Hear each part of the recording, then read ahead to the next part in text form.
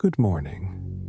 This morning, as I sit in my private study with the warm sunlight gently streaming through the marble columns, I am reminded of a time in 162 AD when the air was thick with praise and my spirit was tested by the weight of adulation.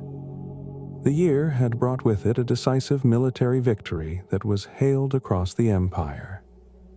The Senate and the people of Rome showered me with accolades, their voices echoing through the grand halls of the Forum and the streets of the city. Triumphs were paraded, and songs of praise filled the air. It was a time when the boundaries between gratitude and flattery seemed to blur, and the accolades poured in like an unending river.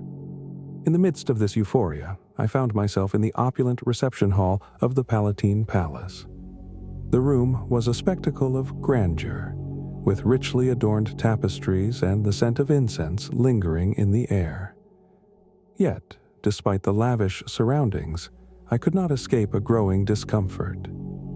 The constant praise, while flattering, began to weigh heavily on my soul. The voices of admiration seemed to drown out the more subdued and necessary inner voice of reflection.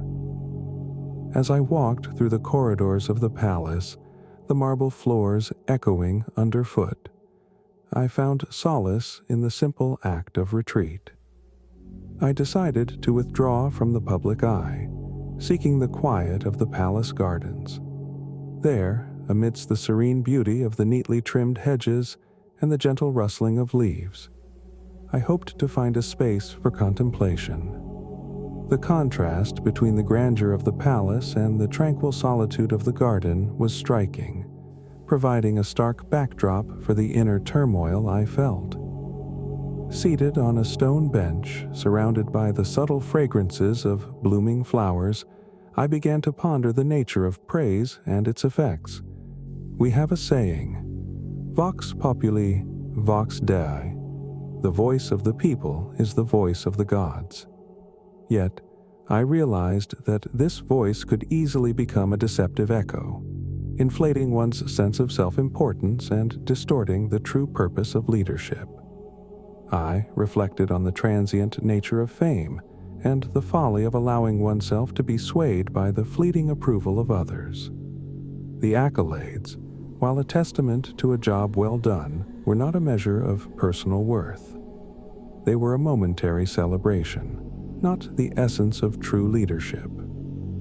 I understood that to remain grounded, one must not only receive praise with grace but also recognize its impermanence and not let it cloud judgment.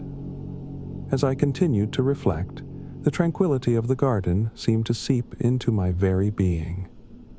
The lesson was clear. True leadership is marked by humility, not self-glorification. The grandeur of the victory and the praise it garnered were external. What mattered more was the inner strength to stay humble and focused on the responsibilities that lay ahead. Later, when I returned to the bustling affairs of the empire, I carried with me the quiet resolve to avoid the pitfalls of self-aggrandizement. The praise was acknowledged, but it did not define me. Instead, I channeled my efforts into the tasks at hand, remembering that the greatest victory lay not in the accolades of the moment, but in the steadfast execution of duty and the cultivation of inner virtue.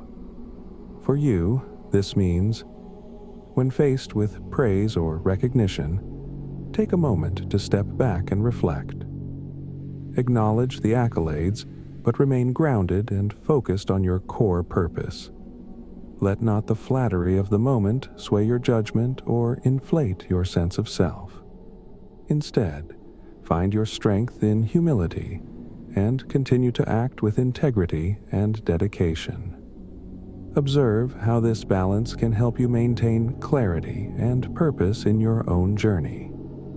May your day be marked by genuine self-awareness and unwavering humility.